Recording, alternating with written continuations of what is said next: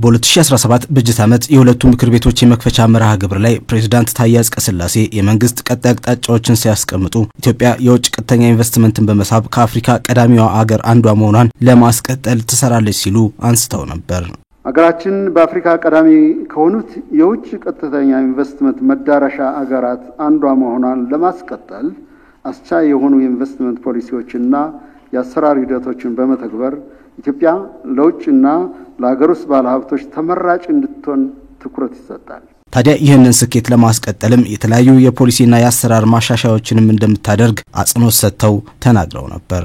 በፌደራልና በክልሎች ከኢንቨስትመንት መሬት አቅርቦት አኳያ ያለው ብልሹ አሰራር ታርሞ ፈጣንና ቀልጣፋ በማድረግ የኢንቨስትመንት ፕሮሞሽን ስትራቴጂን በመቅረጽ መንግስት ኢኮኖሚውን ለውድድር ክፍት ለማድረግ እየሰራ ያለውን ዘርፍ ብዙ የሪፎርም ስራ በማስተዋወቅ ተጨማሪ ኢንቨስትመንት በተለያዩ ዘርፎች በመሳብ እንዲሁም በኢንዱስትሪ ፓርኮች የአንድ መስኮት አገልግሎቶችን አጠናክሮ በስፋት በመስጠት የውጭ ቀጥተኛ ኢንቨስትመንት ከ5 ቢሊዮን ዶላር በላይ ለማሳደግ ይሰራል።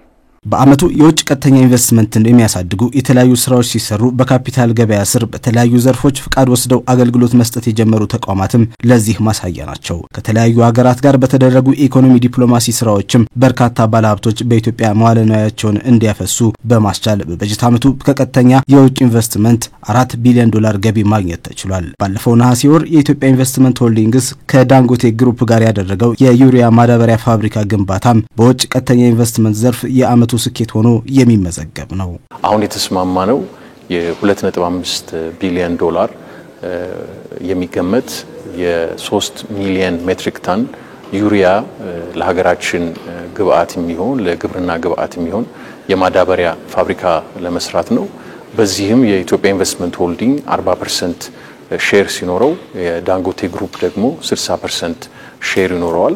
እነዚህንና መሰል የኢትዮጵያን የገቢ አቅም የሚያሳድጉ የውጭ ቀጥተኛ ኢንቨስትመንቶችን በማየትም ኢትዮጵያ አሁን ላይ ከአፍሪካ ቀዳሚዋ ኢንቨስትመንት የምትስብ አገር መሆኗን የዳንጎቴ ግሩፕ ባለቤት አሊኮ ዳንጎቴ ይመሰክራሉ። Ethiopia today is the most attractive investment destination in Africa.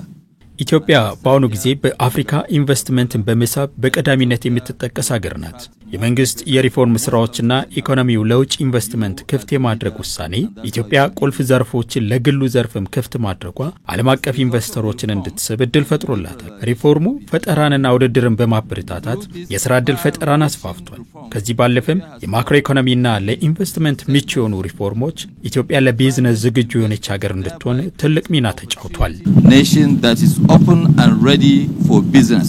ኢትዮጵያ በ2017 በጀት ዓመት በአጠቃላይ በአገራዊ የማክሮ ኢኮኖሚ ማሻሻያ ትግበራና የውጭ ቀጥተኛ ኢንቨስትመንት እድገት ተጨምሮበት በኢኮኖሚው ላይ በተሰሩ ጠንካራ ስራዎች በበጀት ዓመቱ የ9.2% እድገት ማስመዝገብም ችላለች።